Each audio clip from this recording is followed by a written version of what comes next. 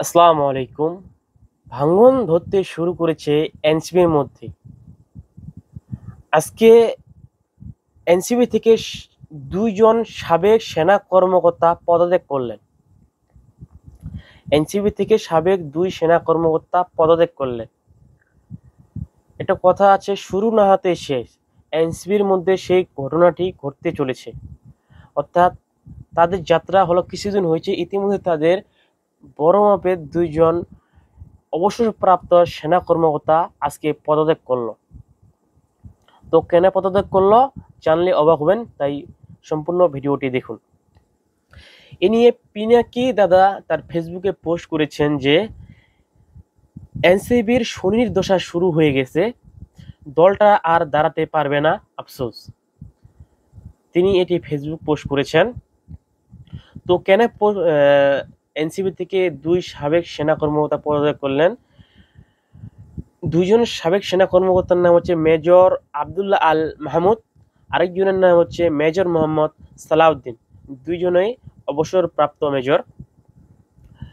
তো তাদের দাবি হচ্ছে এনসিবি সিনিয়র নেতারা নিয়মিত সেনাবাহিনীকে ও অবসরপ্রাপ্ত সেনা সদস্যদের বিরুদ্ধে অবমাননাকর মন্তব্য করে যাচ্ছে।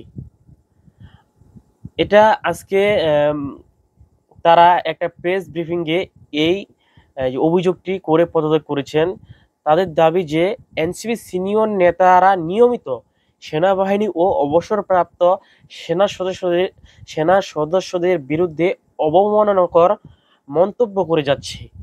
আমরা এ নিয়ে এনসিবি নেতাদের সাথে কথাবার্তা বলেছি, কিন্তু এখন পর্যন্ত কোনো সুরাহা মেলেনি।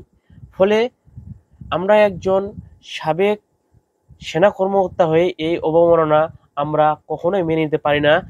আর এই অবমাননা বা এই অপমান নিয়ে আমাদের এখানে কাজ করা অসম্ভব। তাই আমরা দুজনে এই দল থেকে পদত্যাগ করছি। আজকে প্রেস ব্রিফিংয়ে এই মন্তব্যটি করেছেন সাবেক ২ সেনা কর্মকর্তা, যারা এনসিবির নেতৃত্ব বা নেতা ছিলেন।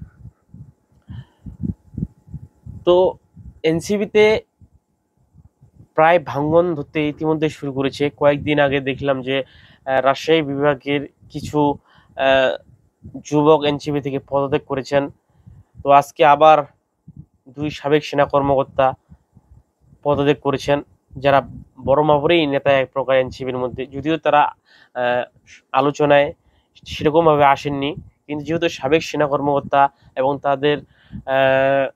তারা সেখানেও মানে প্রেস ব্রিফিংয়ে তারা বলেছিল যে তাদেরকে সংসদ সদস্য একটা আসন নিয়ে আর কি নির্বাচনের দাঁড়ানোর কথা চলছিল। তো এ নিয়ে আপনাদের মতামত কি, যে এনসিবি কি সেই ভিপি নূরের দলের মতো, অর্থাৎ গণ অধিকার পরিষদের মতোই কি হতে চলেছে? আমরা একসময় ভাবতাম যে গণ অধিকার পরিষদ বাংলাদেশে একটি বিশাল বড় দল হবে, কিন্তু সেটি এখন প্রায় নাই বললেই চলে। শুধু ২-১ জন নেতা বা নেতৃত্ববৃন্দ আছে, ভিপি নূর, রাশেদ খান সহ আরো ২-১ জন। ঠিক এনসিবির অবস্থা কি সেরকম হবে? আপনাদের কি মতামত কমেন্টে জানাবেন। আসসালামু আলাইকুম।